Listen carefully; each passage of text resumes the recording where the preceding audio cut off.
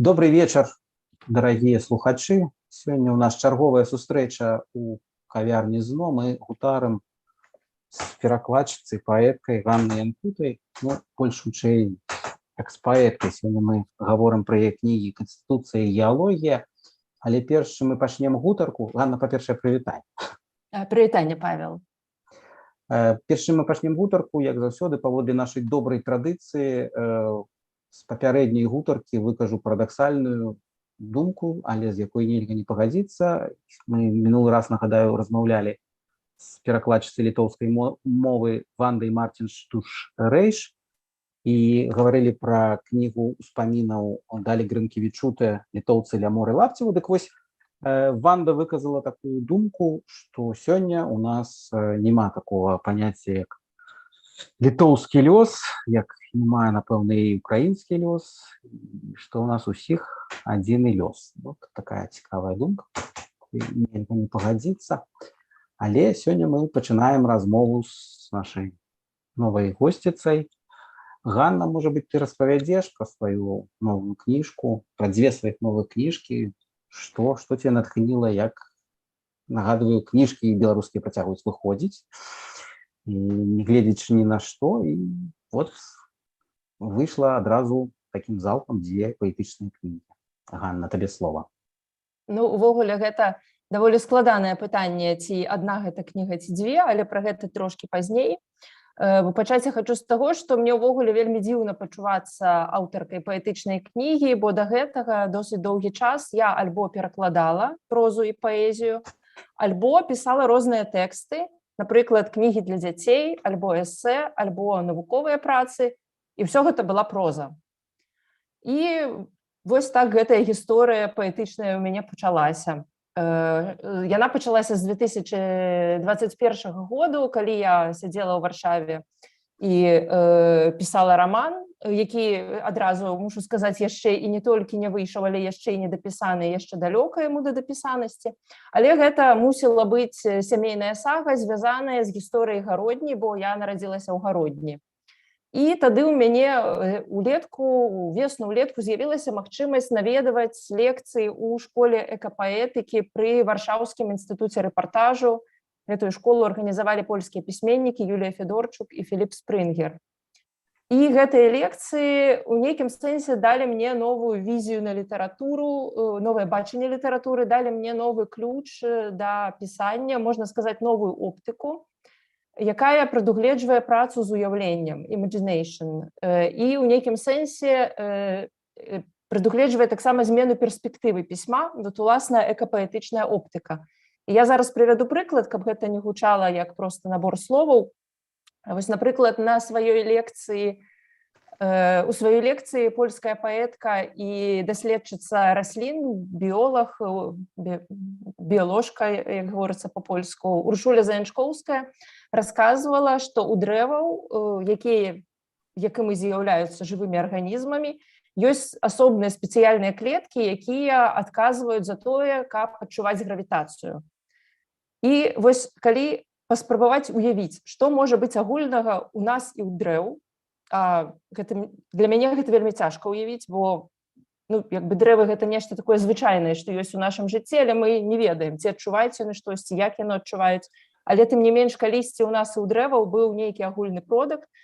Так вось, і мы, і дрэвы адчуваем гравітацыю, то бок ведаем, дзе знаходзіцца верх, а дзе знаходзіцца ніз.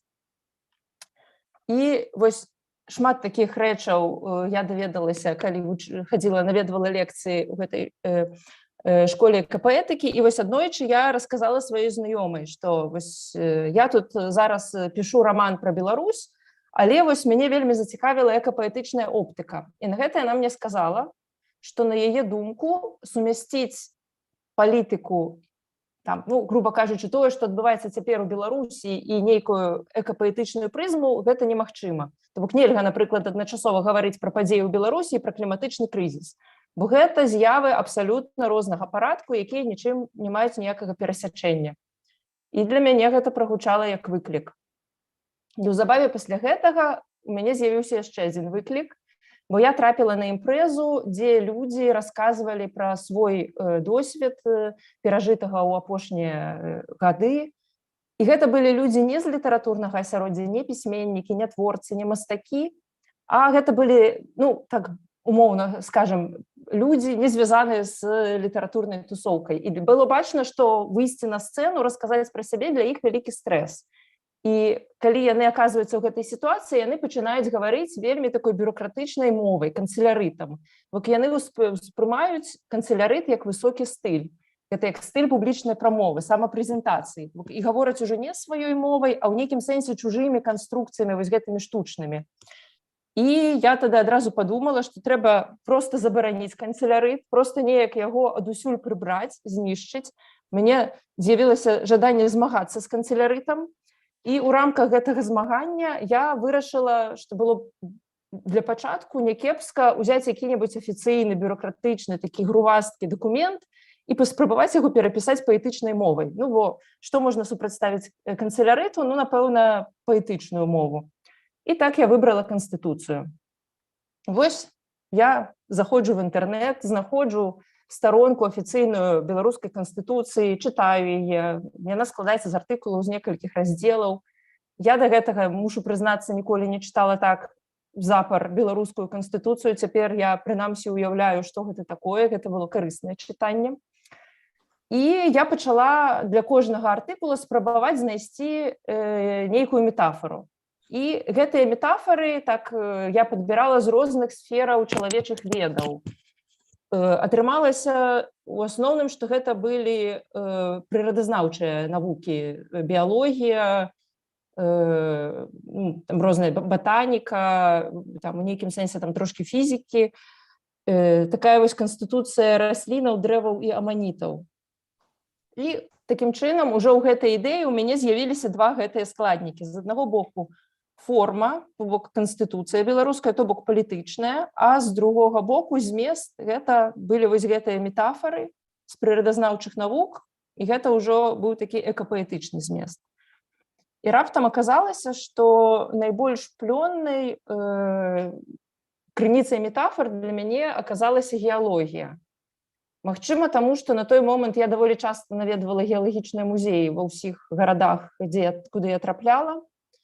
А магчыма таму, што геалогія аказалася проста увогуле плённай метафорай для апісання таго, што я адчувала ўвесь той час. Бо з аднаго боку гэта нейкае бясчасце, у якім беларусы цяпер аказаліся, альбо з другога боку гэта адчуванне часу, які ідзе, але дзесьці так міма нас. Мы з гэтага часу нібыта выпалі. І так геалогія стала для мяне сродкі, метафоры паняцці геалогіі сталі для мяне спосабам апісаць гэтае адчуванне без дані часу. І таксама гэта для мяне як спосаб шукаць сляды чагосьці таго, што прамінула, але цяпер мы можам толькі гэтыя сляды дзесьці выцягваць і, дзякуючы ім, нешта рэканструяваць з таго, што было раней. Геалогія – гэта пра тое, што было да майго нараджэння.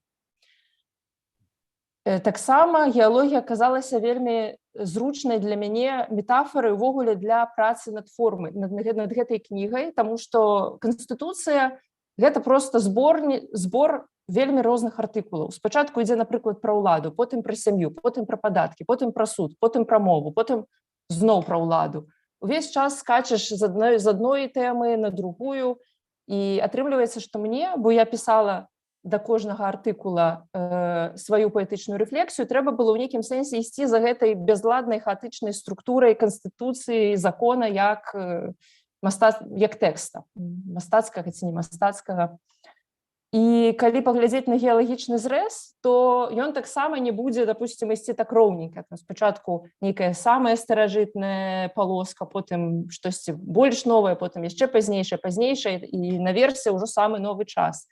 Не, падчас таго, як гэтыя слаі ствараліся, увесь час адбываліся нейкія катастрофы, дзесьці гара ўздыбілася, дзесьці наадварот з'явілася мора. Таму геалагічны зрэз – гэта таксама чаргаванне розных слаёў, нешта перарываецца, нешта уключаецца, нейкія ўключэнні, нейкія разломы.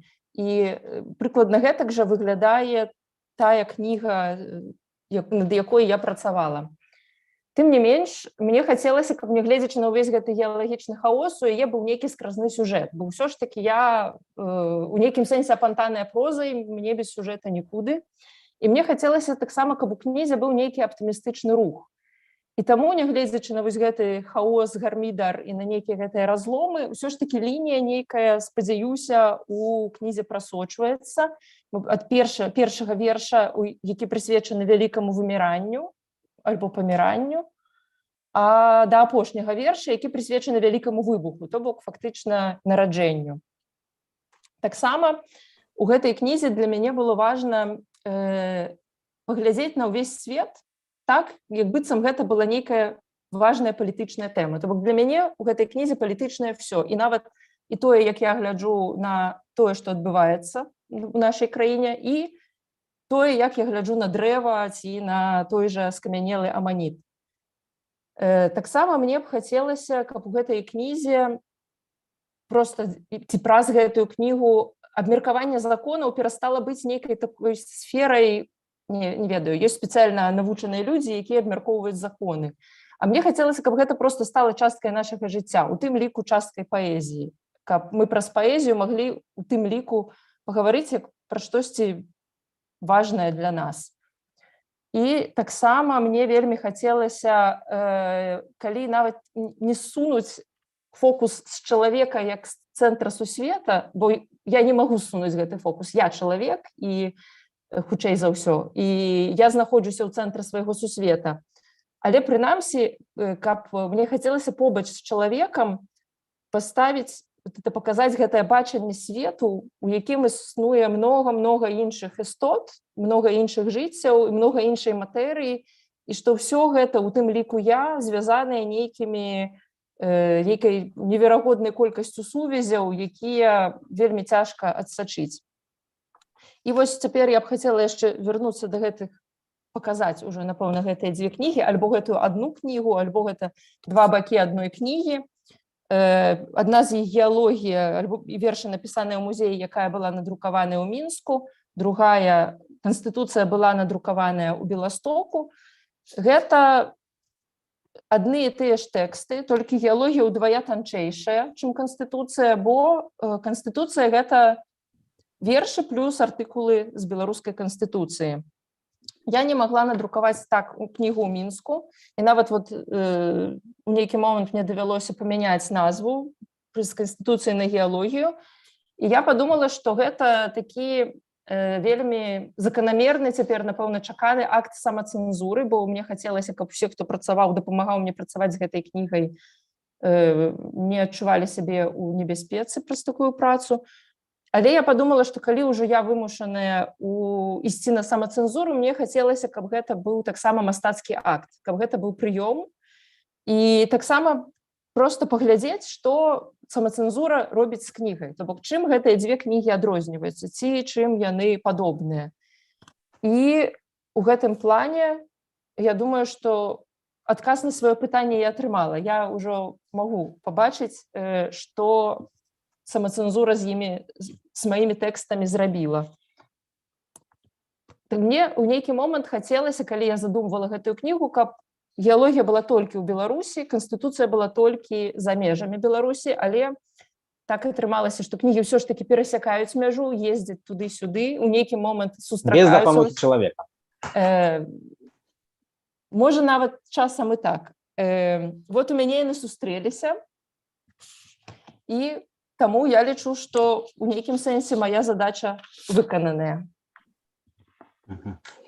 Скажи, ласка, вот теорию эволюции и сопоставляют теорию эволюции и библейную историю постоянно, да, что это так было, а ты кажешь, что совсем не так все развивалось, там 6 тысяч годов, тут миллионы годов, все было не было. Так. То есть народились реки, а тут нараджались некие виды и зоологичные флоры и фауны, и как бы, ну, совсем все по-іншаму. Насамрэч, я подумал, что это две теории, две истории, они вельмі падобныя. Чаму они падобныя? Что их яна ставіць на пьедестал человека. И тая кажет, что человек – это венец природы. И библейная история, история эволюции. Скажи, ласка, наколькі магчыма паэзія без чалавека? Что это такое? Гэта вельмі цікавае пытанне, бо менавіта цяпер я пра гэта думаю, наколькі ўвогуле паэзія магчымая без чалавека. І, напрыклад, у мяне ёсць любімая скамянеласць у варшаўскім музеі геалогіі. Вось я прыходжу на яе, яна падобная на шчыт Афіны Паллады, такі круглы кавалак каменя, у якім вельмі прыгожыя марскія лілеі скамянелыя. І яны падобныя на валасы, медузы, якія развіваюцца. Але гэты шчыт, ён з'явіўся нейкую, не ведаю, можа 250 мільёнаў гадоў. І ён з'явіўся, ці нават больш 350. Ён з такога перыяду, сілурыйскага перыяду. У сілурыйскім перыядзе яшчэ не тое, што людзей яшчэ ні млекакормячых не было, асабліва нават жыццё на сушу яшчэ не да канца выбралася. Але вось адтуль нам дастаўся гэты прыгожы аскепак. Ці прыгожы ён сам па сабе, без вачэй чалавека, які можа на яго паглядзець, сказаць, вось гэта сілур, гэта марскія лілеі, гэта такі і такі від. Я не ведаю, я задаю сабе гэтае пытанне таксама. Але, напрыклад, кветкі, якія таксама часта робяцца тэмай паэзіі, в прынцыпе, яны з'явіліся для таго, каб прывабліваць насякомых, як утульны, зручны механізм размнажэння. Ці мае гэта дачыненне да паэзіі, я таксама не ведаю. Может быть, поиллюструй урывками с книги, что ты расповела. Я буду чытаць трошачкі не па чарзе гэтыя вершы, бо я хочу пачаць з аднаго верша, які ў канцы гэтай кнігі, але ён якраз самы геалагічны. У нейкім сэнсе гэта верш, у якім я спрабую расказаць пра тое, як гэтая кніга ўвогуле пісалася. І гэта артыкул 54. Гучыць ён так: кожны абавязаны берагчы гісторыка-культурную духоўную спадчыну і іншыя нацыянальныя каштоўнасці. Артыкул 54. Рэльеф – наша спадчына. Ён кшталтуецца пакрысе вятрамі, дажджамі, раслінамі, ручаямі або дынамітам. Кратовыя норы ў ім злучаюць нас з тым, што было калісьці, з міфам. Рэльеф – гэта лёс, ён дадзены нам для пакоры. Стагоддзі балот, зірваная цывілізацыя. Мы са свайго рэльефу выходзім перэваратнямі і пачварамі. Рэльеф, як і канстытуцыя, летапіс катастроф. Як верш ён раскрываецца перада мной, коціць свае хвалі пра акіянам, у якім мы ўсе спачываем, сонна боўтаючы плаўнікамі. Наша падкладка з мергелю гнейсаў гліны, багна сухмяная нашай хадзе. Рэльеф, як і гэты тэкст, нагрувашчыне ўсяго, сільварэrum, законы любяць лаціну. Бясконцых дзён у чаканні. Свой рэльеф мы не выбіраем, але чуемся ў ім, як рыбы ў вадзе. І, можа, для кантраста прачытаю верш, які зусім не геалагічны. Ён пра мовы, бо паводле беларускай канстытуцыі у Рэспубліцы Беларусь ёсць две дзяржаўныя мовы – беларуская і руская. Артыкул 17. Цяжэй за ўсё мне даецца мова. Я камячу гукі ў роце, выдаю невыразныя іх спалучэнні ў першы год жыцця і пасля да смерці, абмежаваныя ўласнай ротавай поласцю, пячорай турмой. Гавару на мове страху, мове крыўды, мове, у якой шмат для чаго не хапае слоў. Заканадаўцы б мусілі прыняць шэраг неадкладных мер з гэтай нагоды. У запаведніку моў маёй дастаўся цесны вальер, але калісьці я выпушчу яе на свабоду. І, можа, яшчэ адзін маленькі зусім. Я не буду чытаць артыкул, бо ён абсалютна тут адвольны.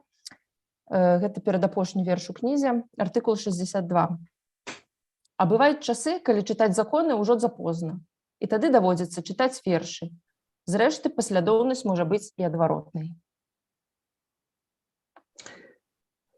Слухай, я вот вспоминаю свое детство. В Минску была такая шахматная цивилизация, да, в каждом дворе гуляли шахматы, детки, дети, сталые мужчины. Причем я не могу сказать, что там они были высокоинтеллектуальные, там с матом это проходило, и все это были, всякие были люди. То есть она так объединовывала и людей простых, так бы мовить, и людей таких вот больш інтэлігентна падкаваных.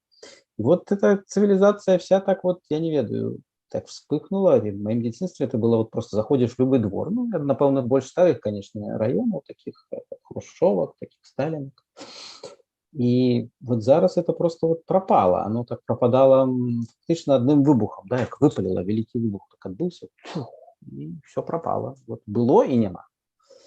Я вот думаю, что, может быть, вот этой разваги про, ну, это уже про бяспеку уже самой поэзии, что якія чакаюць. Вот, может быть, это психологичное штосьці, вот разважаць про такие цивилизации, про вот эти миллионы гадоў геалагічных. Может быть, это хутчэй страх вот за сябе, за поэзию, якая можа бах, и знікнуть, и все, и застанется. И далее пошли, там, человечество пошло без поэзии. Як ты вот про смерть поэзии думаешь? Это добра, калі чалавецтва пойдзе без паэзіі, а калі паэзія пойдзе без чалавецтва далей, то мы это спрабавалі абмеркаваць, и мы больше задали слухачам пытанняў. Это такая тема для нейкіх домашних работы. Что будет поэзия без человека? Человек, поэзия без человека. Так, а что такое человек без поэзии, я думаю? Может быть, ну вот сыходишь из этой книжки и вот такие цивилизационные некие зрухи, вот подумать, может быть, я не то, что кажу подумать, что такой человек без поэзии, может быть, подумать, что это страх за знікнення поэзии. Где-то все эти двухкнижья, это.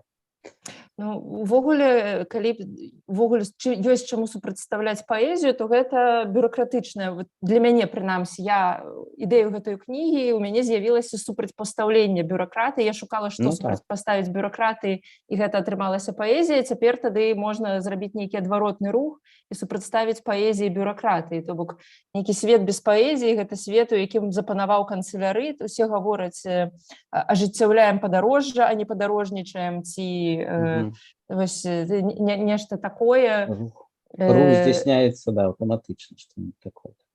Так, і гэты свет, напэўна, таксама будзе без нейкага уяўлення, без imagination, свет, у якім мова будзе выконваць выключна функцыю такую, нават не столькі камунікатыўную, таму што паэзія таксама камунікатыўная па-свойму, а колькі вось нейкую проста апісанне жыццёвага, такого голага апісання жыццёвага працэсу. Там я паеў, я там заплаціла там 38 рублёў і гэтак далей. Магчыма, гэта свет, нават не магу сказаць, ці будзе гэта свет робатаў, бо, напэўна, гэта не будзе свет робатаў, але гэта сапраўды. Магчыма, пасля таго, як я пабывала на той лекцыі Уршулі Заянчкоўскай, якая праводзіла паралель паміж адчуваннямі чалавека і дрэва, я падумала, што вельмі цікава было б напісаць раман, у якім галоўным героем будзе дрэва, але не на ўзроўні я стаю і гляджу на людзей, а на ўзроўні таго, што насамрэч мы не можам уявіць, што адчувае дрэва. Яно абсалютна не падобнае да нас, і вось гэтую падобнасць паспрабаваць уявіць. Так вось, можа паспрабаваць уявіць свет, у якім няма паэзіі, і гэта была б добрая тэма, прынамсі, для апавядання.